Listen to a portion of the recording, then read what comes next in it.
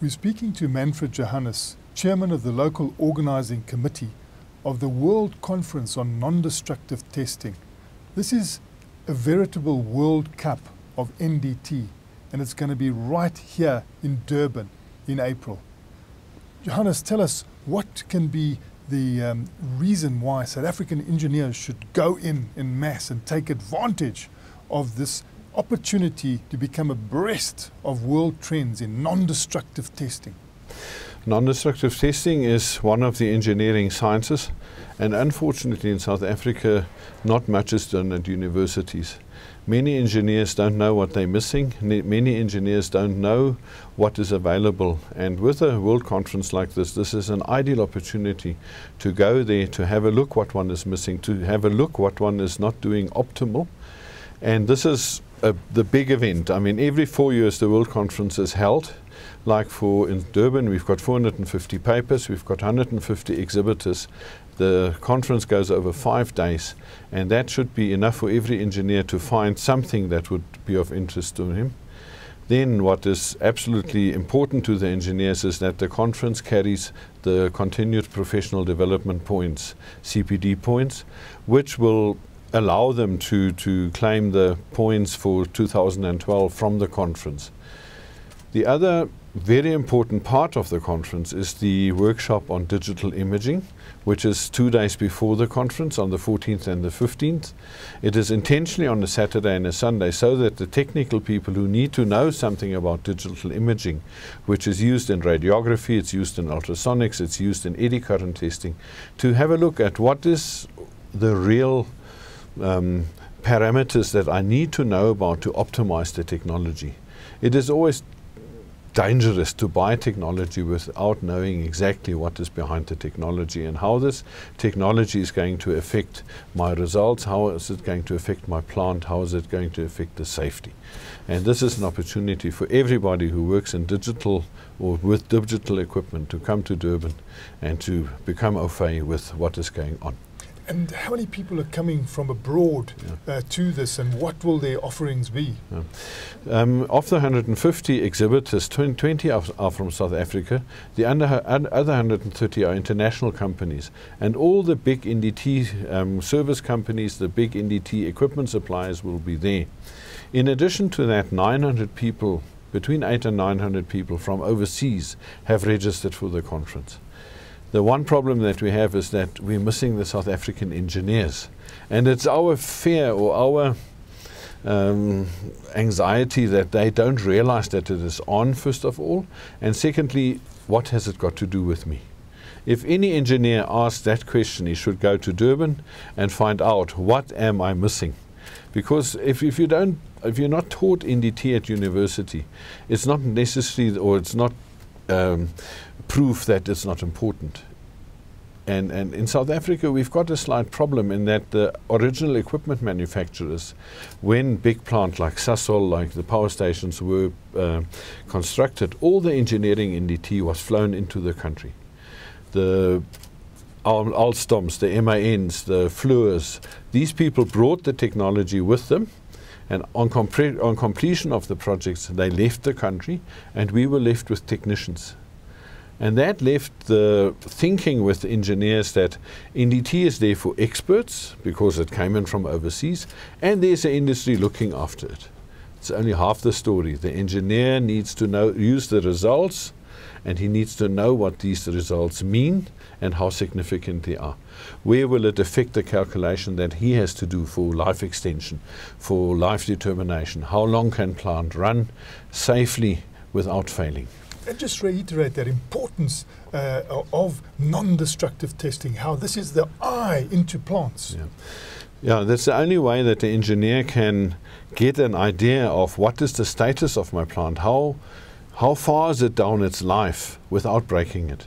If it's still usable, after the inspection he can put it back into the plant and it can operate like usual, like intended. And yes, it is. In many instances, the people see it as a necessary evil.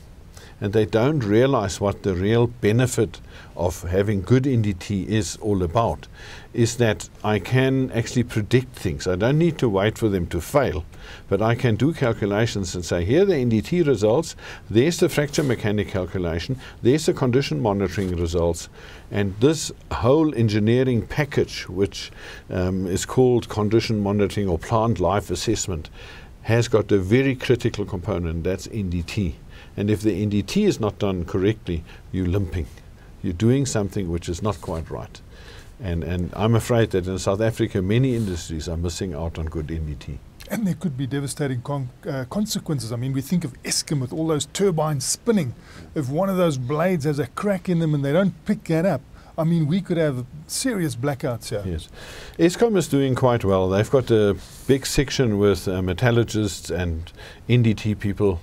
There is a very good core NDT capability out there. But they are working in a vacuum. They're doing good work for Eskom. They're doing good work for Sasol. But that's where it stops. There's so many other industries who are also working on turbines, who are also working on smaller plant, who are not using it correctly. And we need to take ownership of our plant. If you've got old plant running, the original equipment manufacturer wants to replace that plant as quickly as possible. That is very capital intensive. So we need to take the plant that we've got and extend the life for as long as possible, because that's much cheaper than to build new plant. Look at the capital expenditure program that is going on in South Africa. A new 6-pack power station puts you back 25 billion rand. That's a lot of money.